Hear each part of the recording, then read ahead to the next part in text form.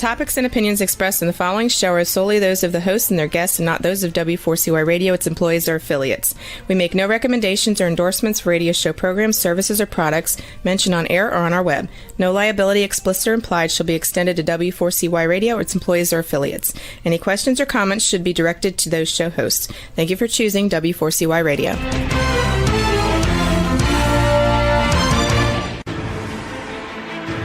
What's working on purpose anyway? Each week, we ponder the answer to this question. People ache for meaning and purpose at work, to contribute their talents passionately and know their lives really matter. They crave being part of an organization that inspires them and helps them grow into realizing their highest potential. Business can be such a force for good in the world, elevating humanity. In our program, we provide guidance and inspiration to help usher in this world we all want, working on purpose. Now, here's your host, Dr. Elise Cortez.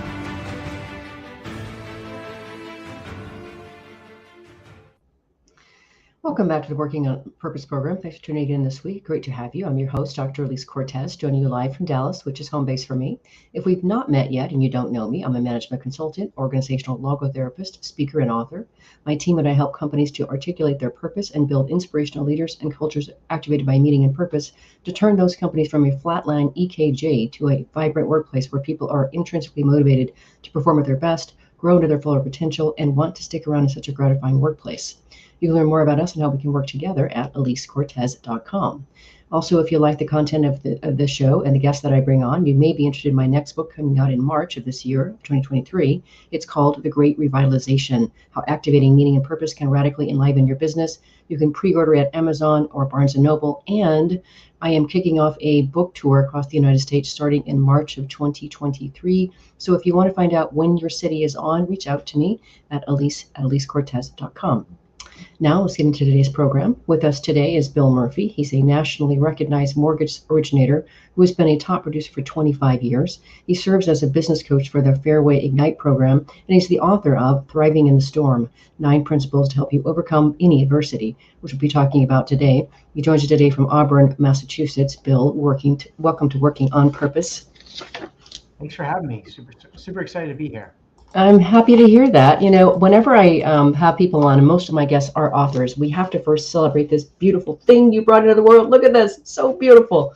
And Bill, really, I mean, it's just chock full of amazing stories and lessons. And so I want to start with anchoring that before we even introduce you, that, you know, you tell us in the book that life throws us singers and storms, and the whole book that you've written really contains a lot of the stories and lessons from your life that helped you to actually write the book. So I wanted to start with that.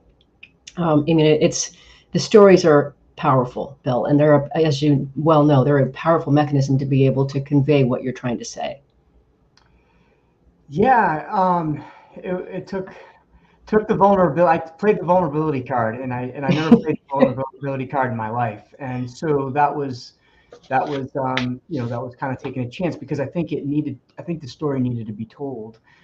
There's so many men in this world that live with some mental health stuff, whether it's depression, anxiety, some form of some mental health issues that we don't talk about. Mm-hmm. And so I grew up like that. I was in denial with we talk about in the book. I grew up being depressed, not ever admitting it till I was in my late 40s. And I finally realized that I called it anxiety. I was ridden with anxiety, but it was really just angst and tension and I used to say passion, but it was truly a up and down roller coaster. And I realized it in my late 40s when that came to pass. And then I told the story about it. And I want to get into a few of those details as we go through your principles. So that I just wanted to set up that this is a very personal and very vulnerable book that you've written, and I really applaud you for that. So now that we've situated for our listeners and viewers what we're going to get into today, now would be a good time just to situate who you are. Can you just briefly introduce what you're up to today, and also share a bit about this coaching that you do, if you would, please? Sure thing. I've been in the mortgage space for 25 years in sales. I love it. It's a passion. The housing economy is a little rough shape with some low inventory and high interest rates. So we're we're making do right now, and it's just been a wonderful, gratifying business. Before that, I worked for the juvenile lockup. It's called the Department of Youth Services in Massachusetts, and that's where I got my master's degree in counseling psych, trying to understand maybe why I was a little screwed up growing up. So I went that way, and then I did get into sales, and I do coaching now, kind of business and life and sales coaching within our company, and it's called our Ignite group, Fairway Ignite. And I've been doing that since its inception since 2017. So I coach a lot of top producers, and kind of interestingly enough is, some of the top producers, you think everybody has things really dialed in and perfect, but there's so much stuff. It's not all about the smiles and the happiness on the social media platforms. There's real underlying things happening in everybody's life. You just never know. So be careful on the judgment card when you're talking to somebody, because somebody could have a bad day but really having a bad life. You never know what's going on there. So that's been really rewarding in helping folks, uncover, unpack, get unstuck, and then move towards their goals. And there's one thing that I've noticed over the years, that the difference between a high achiever and somebody that is just kind of stuck in mediocrity is the high achiever knows it's going to be okay. Mm-hmm. Full of positivity. The folks that just swim in their own circumstances, a lot of times they think that they're going to stay stuck. Right. The high achievers are looking for ways to get out of their situation, to go make it happen.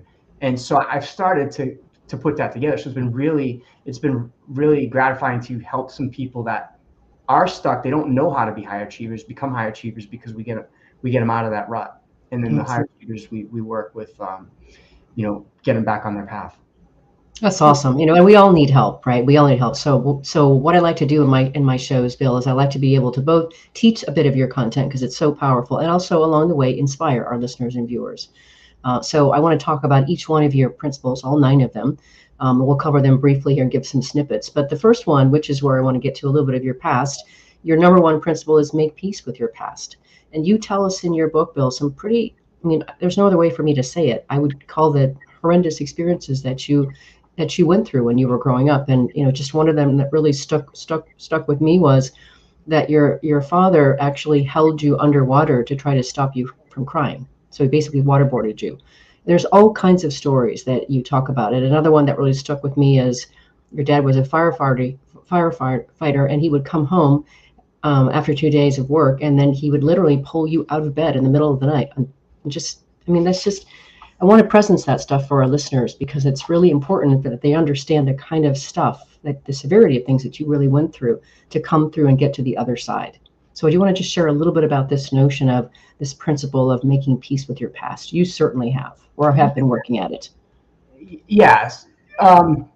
So first things first, I thought my life growing up, yes, I didn't really particularly care for my upbringing, but I thought it was normal. So that was where the denial was with the whole depression thing. Is like I thought it was normal. I just had a little harder than everybody else.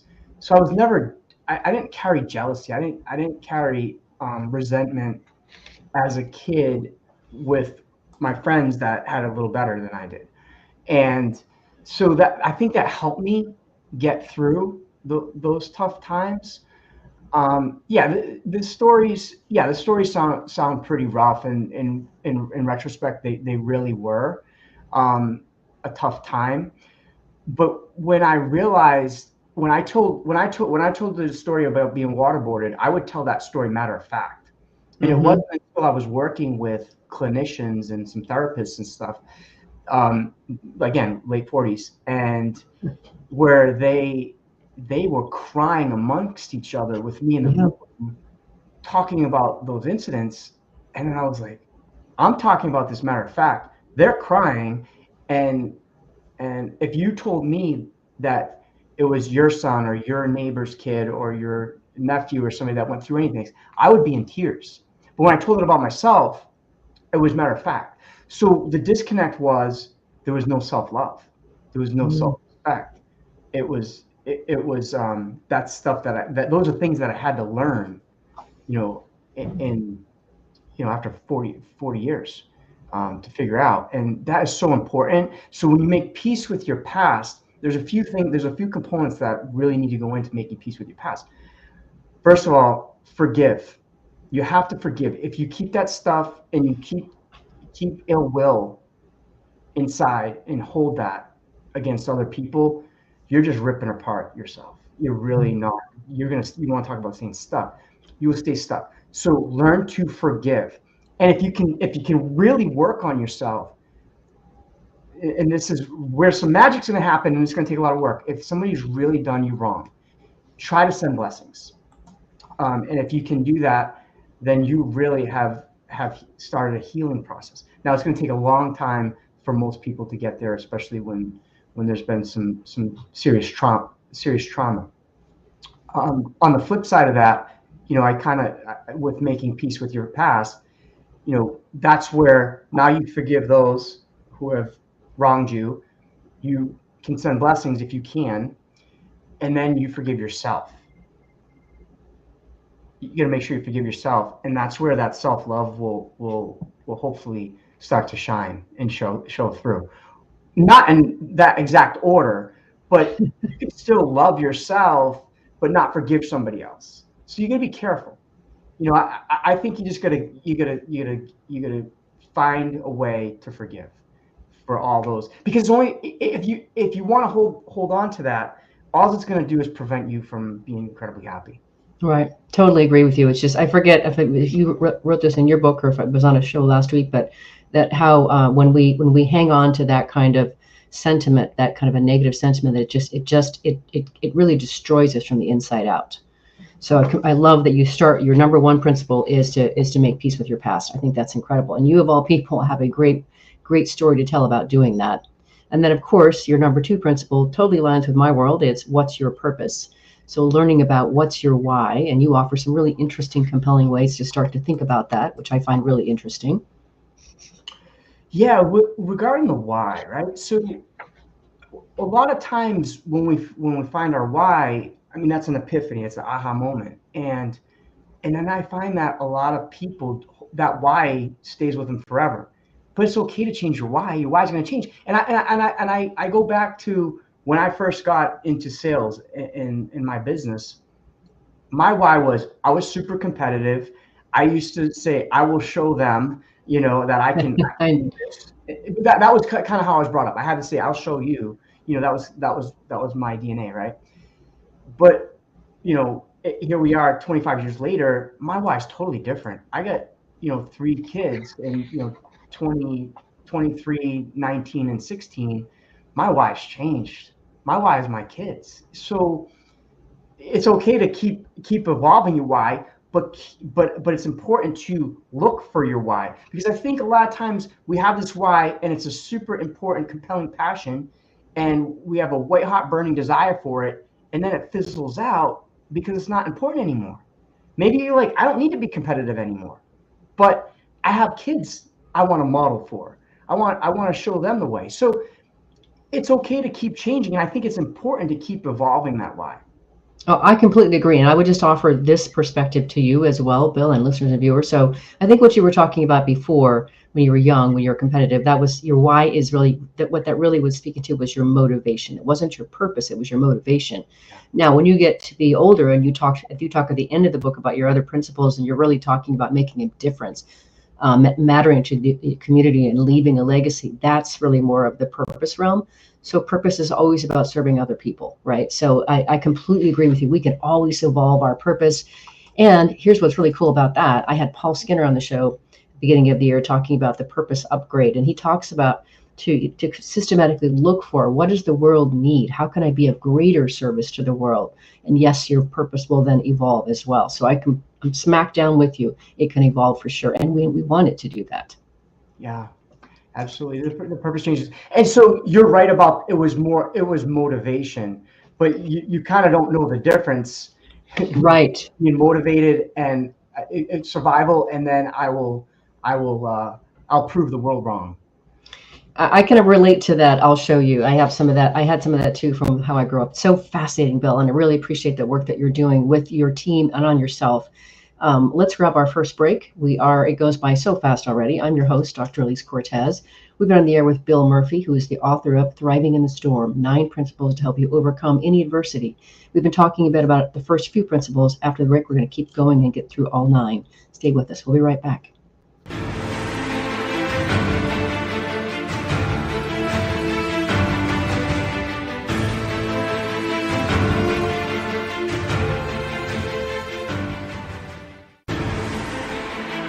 Dr. Elise Cortez is a management consultant specializing in meaning and purpose, an inspirational speaker and author. She helps companies visioneer for greater purpose among stakeholders and develop purpose-inspired leadership and meaning-infused cultures that elevate fulfillment, performance, and commitment within the workforce. To learn more or to invite Elise to speak to your organization, please visit her at elisecortez.com. Let's talk about how to get your employees working on purpose.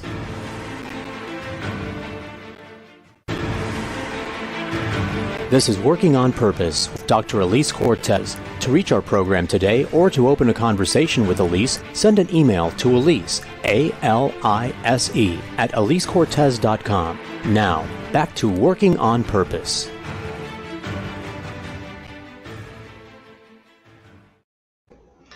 Thanks for staying with us and welcome back to Working on Purpose. Before we get back into the program, I want to invite you to check out the first book that I wrote, Purpose Ignited. That's really out to awaken readers to their passion and their purpose and start them on the path of becoming an inspirational leader.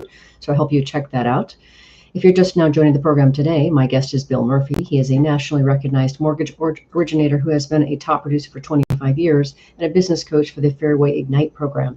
He's the author of Thriving in the Storm, 9 Principles to Help You Overcome Any Adversity. I'm your host, Dr. Elise Cortez. So let's go to the next one I want to get through all of these, right? So I love that you said you take good notes, Cortez. You take good notes. Yes, I do, because I want to make sure and get through all of them. So the next one is number 3 is home in on your target. And I really loved how you talk about, here you were just devouring reading and seminars and such. But then you said you were actually even in awe of how much you were learning. But it was really above everything else you said was the power of goal setting. And I thought that was really the way that you talk about really isolating that experience and that process, I think is really powerful. Yeah. When I got into business, the first 2 books that I picked up were actually cassette tapes. And I remember those, yes. Not 8-tracks, but cassette tapes. Okay. And it was Think and Grow Rich by Napoleon Hill, and the best-selling personal development book and business book of all time, I believe, and the Magic of Thinking Big. And I had these 2 tapes, and I would play them over and over again, to the point where I broke them. That you broke them in the player. You have to unwind them with the pencil and do all that.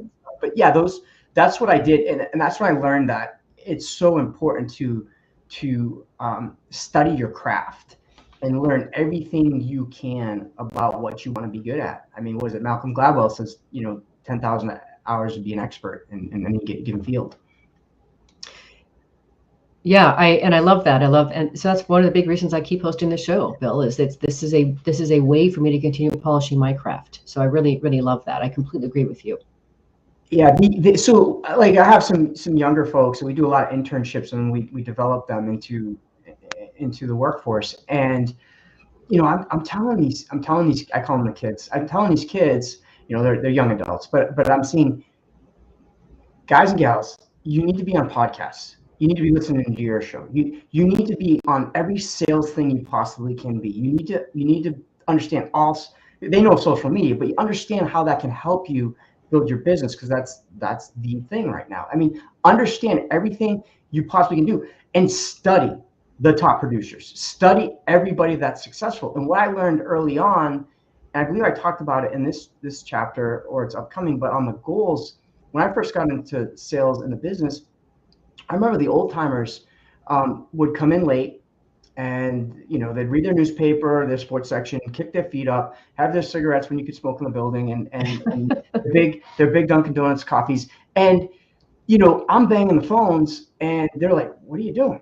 what, it's early, it's 10 o'clock, 10 a.m. And so then I started calling top producers around the country. And like, they're not going to call you back. They don't have time for you.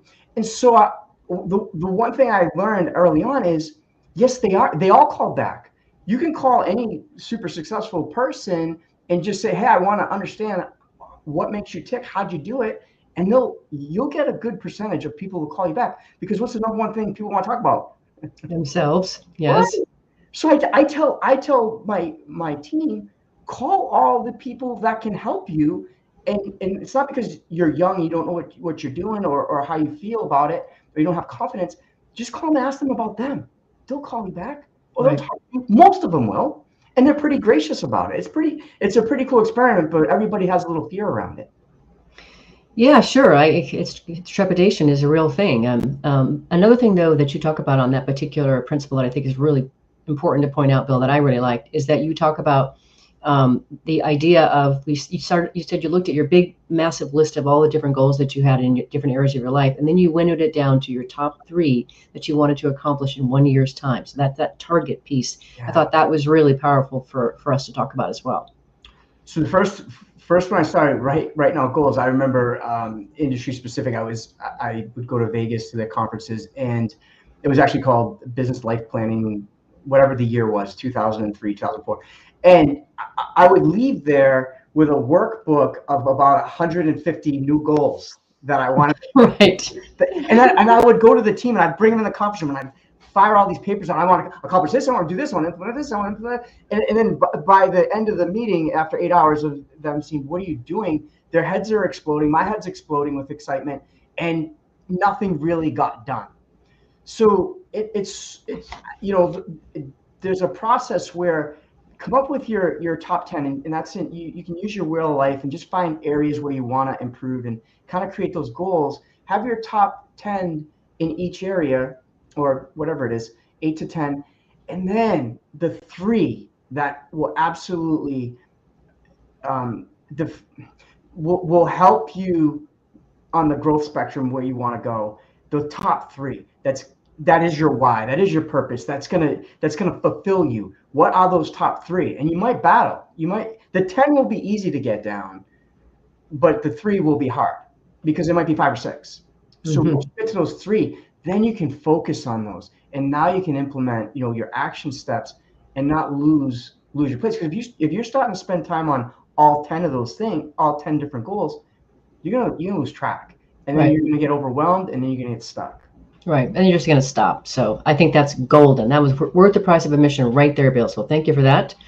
Okay, so number 4 principle is build up your fortress, and I really, really appreciate this. That this idea of building habits and routines is so important. They become your anchor, you say.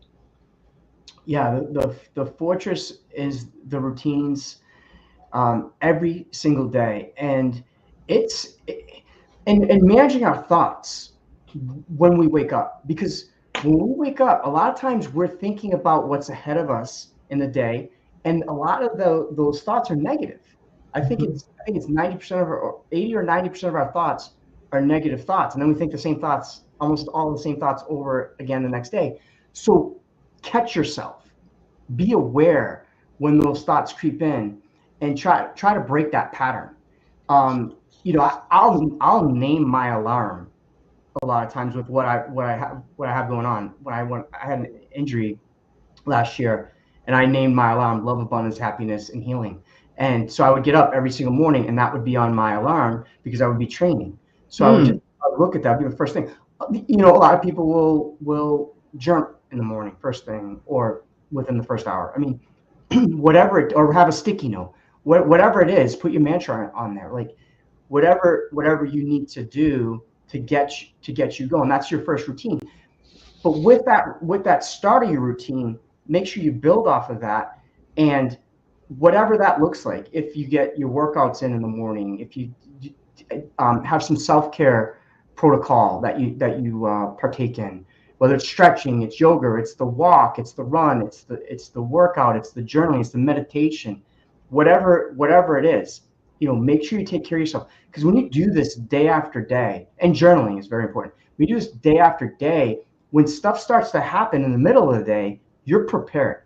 Right. You're building up that for that fight when it happens to get through it. Now, and I say this, it's very important the night before to bookend the day too.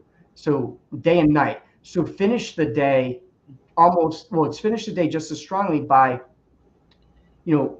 not eating late before you go to bed, not drinking 3 glasses of wine to fall asleep, not, binge watching Game of Thrones on Netflix, like not doing some of those things, or watching the news where it's all terrible, terrible stuff to get you to sleep, because your sleep patterns, and there's studies out there that show that these sleep patterns will be interrupted, and then you start your day off with your back up against the wall. So try to end your day with hey, take a journal, set your alarm, whatever you need to do, but end the day with some positivity. Hey, my wins for today were, I learned this today I'm grateful for this. It'll take you 5 minutes to do that. And if you do that every night, it's a practice to you reconditioning your mind and your body. Because when you do have those feelings of, hey, I'm angry about that email I got late last night, I'm upset about this coworker doing this, or my kids missed the bus again, and all of these things are against you, like those feelings can make you down and out or sick. So you want to build up those routines in that fortress to fight that off, and create. The easiest way to do this is give thanks and count your blessings, because that changes in your physiology, where if you're down and out, you get a pit in your stomach. But when you're able to get to high levels of, I'm so thankful for my kids, I'm so happy about my job, I'm so grateful for, my significant other, whatever, then you start to feel elated. So if these emotions that have you down can make you sick, these elated feelings can make you happy and carry you through the day. Again, I completely agree, Bill. I'll talk about that in my first book as well. Completely agree with that. And I love the way you explain that. And it seems to me that principle, which was number 4, build up your fortress, is related very much to number 5, manage your mind. Yeah. Managing your mind is really what are you putting in every single day? Garbage in, garbage out. I mean, if that's what you're going to do. So that positivity on the manage your mind is so important to get through things. There was a guy I was coaching, right? Super, super, super successful, and he had an issue with overeating, and he thought he would take the dog on a walk, and he would go to the store and he would sneak in sweets. He'd go to CVS and sneak some sweets in. He'd bring the dog in. Everybody loved the dog. He's just a super successful dude, but incredibly overweight and unhealthy. And I said, I asked him, I said, your wife tells you to leave your wallet at home, but I said, you have Apple Pay. And he's like, how did you know that? So I said, this is what you need to do. Take the dog for a walk the opposite direction. Stop walking by CVS. Go up the hill, and now you get a better workout in. Leave, and I told him to leave his phone. I said, get a Garmin, get something, get an Apple Watch, whatever. Leave your phone at home so you can't Apple Pay, sneak this stuff in. Right. And he's like, it was so hard the first few days, but once I got into that routine, I stopped thinking about going to CVS. I think he started this 45 days ago, and he probably dropped about 35 pounds, and he's been kind of following. I mean, he's got a nutritionist, he's got a trainer, he's got all this other stuff, but I was checking in with where he was with his mind space and headset towards some of the stuff he was doing. Like he thought I was a magician because I figured out how he was buying Twinkies at CVS, and because he had Apple Pay on his phone. Well, you're making such a difference, Bill. That's so great. We like we said before, all of us need help, right? And I really appreciate that you've been able to extend that, because to your point, and you really say this also in your book, you say so much of success and achievement hinges on whether or not our mind is working for us or against us. And you're so right about that. And that example you just gave is perfect to illustrate it. Absolutely. All right, you ready to go on the next one? So that was manage your mind. Now we're on to number 6, identify and break your negative patterns. Now I absolutely love this whole notion you have in here, among other things that you have in that chapter, is as tapping into your core genius. But I want to speak to just a little bit of that first. But if you would, speak to the principle of identifying and breaking your negative patterns, please, if you would. Yeah, so we have habits, and if we don't identify what our good and bad habits are, we're coasting. So if you, like we used to, if your bad habit is, hey, I watch too much TV, I eat too many sweets, I surf the web too much, I play on social media, I'm a gamer, video gamer, whatever. Like you gotta check those habits. Now, there's ways where it doesn't need to be a habit, but it could be a reward. Now, you know what? Hey, I worked so hard all week. I'm gonna savor that glass of wine tonight.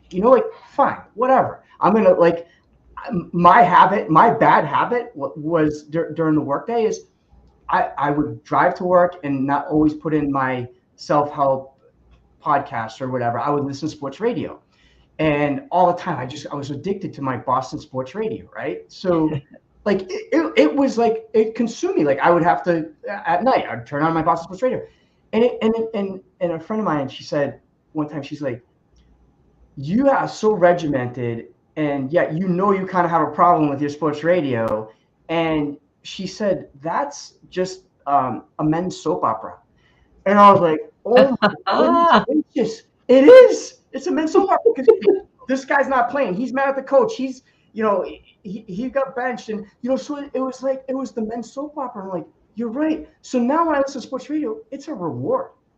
Maybe I'll put it on Friday afternoon, or the Patriots have a game on Sunday, and I'll listen to a little bit of it. And so that was my thing. But now I'm just putting in good stuff. So if you do find some, so we're talking about swapping. You can swap out those habits too. So if you find a pattern that you want to get rid of, try to replace it with something good. So this is easy in the case of watching something, listening to something that is not really going to help you on your growth trajectory.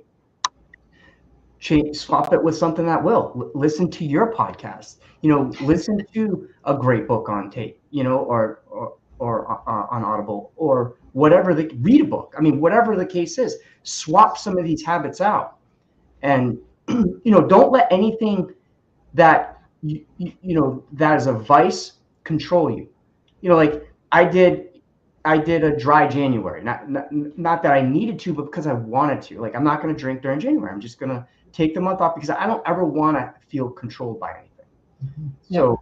Now, some people need to. That's a whole other story. I'm just saying, it could be anything that you just want to say. You know what? This isn't going to control me. I'm not going to let anything control me. That could be detrimental. Mm-hmm. So just try a 30-day challenge. Swap out some habits. I like it, Bill. Here we are already. Let's grab our last break here, and we'll continue on. I'm your host, Dr. Elise Cortez. We're on the air with Bill Murphy. He's the author of Thriving in the Storm, 9 Principles to Help You Overcome Any Adversity. We've been covering the last few, and after the break, we'll cover the last 3. Stay with us. We'll be right back.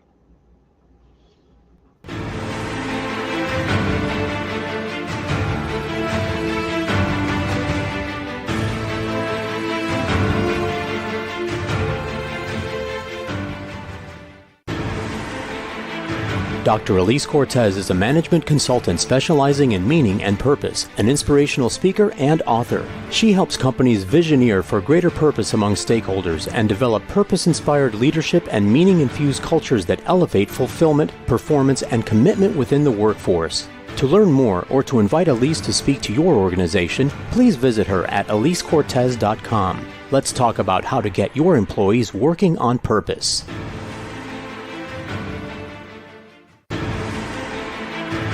This is Working on Purpose with Dr. Elise Cortez. To reach our program today or to open a conversation with Elise, send an email to Elise, A-L-I-S-E, at elisecortez.com. Now, back to Working on Purpose.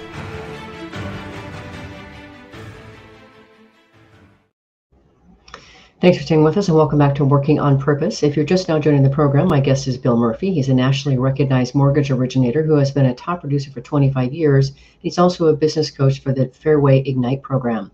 He's the author of Thriving in the Storm, 9 Principles to Help You Overcome Any Adversity. I'm your host, Dr. Elise Cortez. Okay, so now we're on to number 7, the power, the superhuman power of positivity, which you've been alluding to throughout this program. But what I really wanted to focus on, if we can, for this one, just to keep us on track for time, I really enjoy and found very powerful your idea of creating mantras. And that you have a very specific formula in your book for doing so that has some components. But if you could just talk a bit about how creating mantras really helps us activate this superhuman power of positivity. Yeah, mantra. So, I mean, Emile Coué, I believe, was the mantra. Every day and every way, I'm getting better and better. Was a simple mantra. And I feel like we don't, like, we talk about affirmations. I feel like we don't talk about the mantra, because the mantra can be very personal to you, or very simplistic. I kind of took the Emile Coué mantra, and I made a little differently. I just expanded on it, and it was every day and every way I'm getting better and better while expanding my love, positive mental attitude, wealth, happiness, and philanthropic endeavors while inspiring others to do the same. So that was my mantra, and that's what I've heard. I mean, I listened to a lot of stuff here. Like, I heard a Navy SEAL had a great one. He's like, looking good, feeling good, ought to be in Hollywood. Like, so, like, just some fun stuff. Today looks great on you. I just saw that the other day. Like you can have your own mantra and just make it your own, and just you can be creative, you can have fun, you can make it personal. It's going to be your own mantra. It can't be somebody's mantra for you. Right. It's just like your goals need to be your own goals, or you're never going to be fulfilled if you have completed someone else's goals for them. So true, right? So, and really quick for our listeners and viewers, because I think this is so powerful, but I'm just going to say what you say in the book here, that when you're crafting your own mantra, you want it to contain the following components. You say it's personal for you, not anyone else, like you said. It reminds you of your purpose. It keeps you focused on your goals. It reinforces how far you've come, and it gets you excited to make progress. I think it's really important that listeners and viewers understand those components to build their best mantra. So, good stuff. Yeah, you have some fun with it. Yeah. Okay, number 8, nobody can do it alone, right? We're all in this thing together, and you, as strong and capable as you are, you don't have this by yourself. No, and that's where you got to make sure you're hanging around with the right people, or calling on the right people. And that could be, a consultant like yourself, or a coach, or many coaches. It could be a therapist. It could be some friends. It's going to be somebody that's gonna lift you up and help you get to where you want to go. And I always say, if we talked about the goals earlier, if you have goals and it's going to either take time away from your family or loved ones or colleagues or whatever, this is when I say ask permission, declare your goal, but get permission along the way, because you want to make sure that they can lift you up. Like, I do a lot of endurance races that, some of my weekends are tied up 6-7 hours a day, and I would have to get permission and make sure that I can do that for the next 6 months and afford to be away and that kind of thing. And if I don't get that permission, then those goals can create problems, for my family, just so, like, I kind of build stuff and I declare it. I'll say, hey, if you guys are on board with this, I'm going to complete an Ironman. And so that's what I'm going to work towards. It's kind of fun. This time around, we're doing a marathon with we do a lot of Make-A-Wish runs. I'm doing a Make-A-Wish marathon run, but I get to run with my son, 23 years old, and my daughter, 19, and we're gonna run that together. We're gonna do their first marathons together in support of Make-A-Wish and try to raise some money. So I'm, like, super, super excited. So never been more jazzed up for anything. Fundraising's fun in itself, but then to do it with the kids, that's when we say don't do it alone. This is gonna be so cool. That's awesome. And I really do want to commend you on being an Ironman, Bill. I know people who are Iron men and women, and it is not for the faint of heart. It is the real deal. So I really want to commend you for that. Yeah, you're welcome. And that advice about, getting permission so that you're enrolling people in your life to pursue what you want. I think that's really, really smart too. Okay, so this brings us to number 9, from success to significance. And this is a really powerful principle, Bill. Oh my gosh, the story you have in there about your dad. I got to tell you, listeners and viewers, if nothing else, pick up the book just to read this story. It is so powerful. So, Bill, could you tell us a little bit about how the story of your father, the firefighter, and how what he did and didn't do really illustrates this principle for you? Yeah, this was just shortly after I got in business. It was 25 years ago. There was a fire. I think it was 1999. It was called the Worcester Warehouse Fire in Massachusetts, and it was a huge building that where some homeless were staying, and they were probably it was December, and they were probably lighting some fires inside to keep warm. And so a bunch of fire. Well, it was a huge fire, so several units and trucks got called to it, and it was a huge alarm fire. And so 6 firemen, and my dad was at that time he was going to be possibly medically retired because he had a back injury, and these 6 firemen are missing the next day. And so like every fireman from all over pretty much the country came out to go dig through this rubble, right? And this building was so big, it was a block long building. So they spent days trying to find their brothers, and I went to my dad and I said, you gotta get down there and help out. And he's like, yeah, but if I go, I might not get retired, and I could forfeit my retirement. And I was like, you don't know if you got some of your brothers that are alive right now or struggling, and you're worried about a check right now. And that's when I realized that I always would want to model. My son wasn't even born yet, but I would always want to model a legacy in the way where I have to make a difference, because I told him this a few years ago. I said, hey Dad, if you don't do anything and change where you're going with your life, because you're still relatively young, your tombstone is going to have your name and the dates you lived with nothing else. And I was like, don't you want to leave a mark? And he couldn't understand that. But that's why like this Make-A-Wish stuff is fun for me, because like my kids they're given a charity, they're doing things like that, they're doing things that I couldn't even have dreamt of doing back then, in giving back. And I learned what to do because of what wasn't modeled for me. And that's why. And again, when I was 22, 24 years old, I did not think like this. And so when my kids are thinking that way, it's such a blessing that I have with them, and that they're getting it. And a lot of kids get it. They want to make a difference out there. So it's pretty incredible.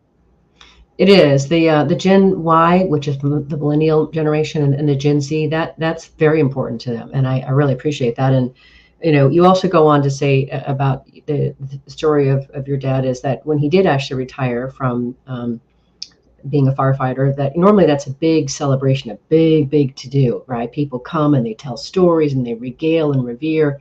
That's not what happened for him. No. When you're a fireman, it's a big. You're brothers, right? They're called brothers for a reason, and there's a big to do when you retire, and there's a huge party. And I remember I've never seen my dad get emotional, but he got emotional with my mother, and he's like, no one came to my retirement party. They really didn't throw one for me. It was a few people. And she said, because you were an a-hole, the whole time to everybody, and you were never nice. And so that I thought that could change. That could change somebody, right? But who knows? And I want to take this back to making peace with your past. Please understand, like, there's no ill will.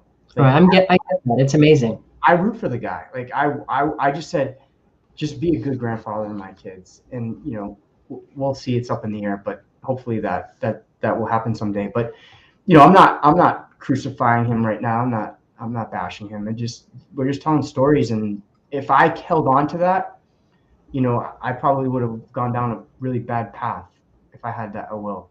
Yeah, I completely agree. It's such a powerful story, Bill. And also, really, we all have these experiences, different experiences that really color and inform how it is that we see life and how we want to be the people that we want to leave behind, leave that legacy. So that story is really powerful. And really, ladies and gentlemen, you just can't get it unless you actually read the thing. So pick up the book for that reason alone. Okay, we're coming to the close here. I want to have two more things to talk about here, Bill. One is in your epilogue. This is just a perfect way to end the book. So kudos to you. You say it's, there will always be another storm. And then you go on to quote Haruki Murakami, who says, when you come out of the storm, you won't be the same person that walked in. That's what the storm is all about. Yeah. In other words, welcome these storms. They're good for us. They help catalyze us into something more. There's a silver lining in everything. You may not see it, and it may take a lot of unpacking and uncovering to get through it, but there is truly a silver lining somewhere. As hard as it may be to identify in some circumstances, there's something that you can take and use it for the greater good.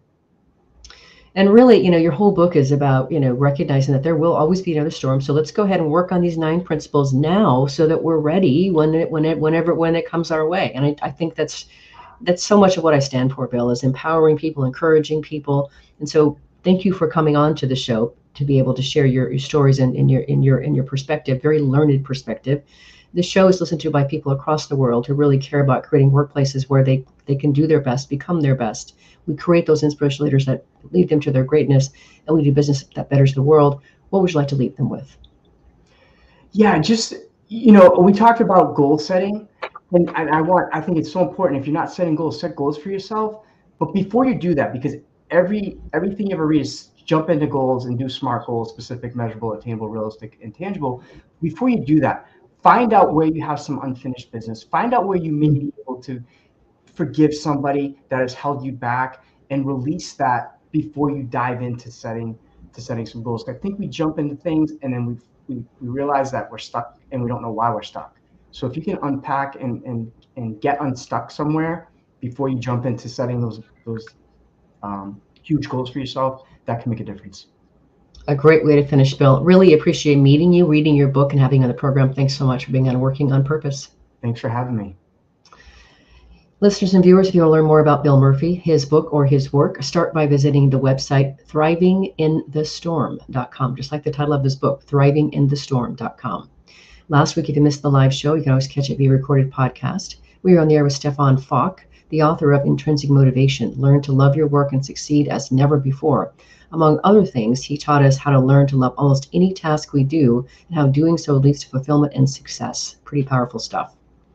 Next week, we'll be on the air with Carolyn Stern talking about her new book, The Emotionally Strong Leader, an inside-out journey to transformational leadership. See you there. Remember that work is an integral and important part of our lives and can be one of the best adventures and means of realizing our potential and making the impact we crave. So let's work on purpose. We hope you've enjoyed this week's program. Be sure to tune in to Working on Purpose, featuring your host, Dr. Elise Cortez, each week on W4CY. Together, we'll create a world where business operates conscientiously, leadership inspires impassioned performance, and employees are fulfilled in work that provides the meaning and purpose they crave. See you there. Let's work on purpose.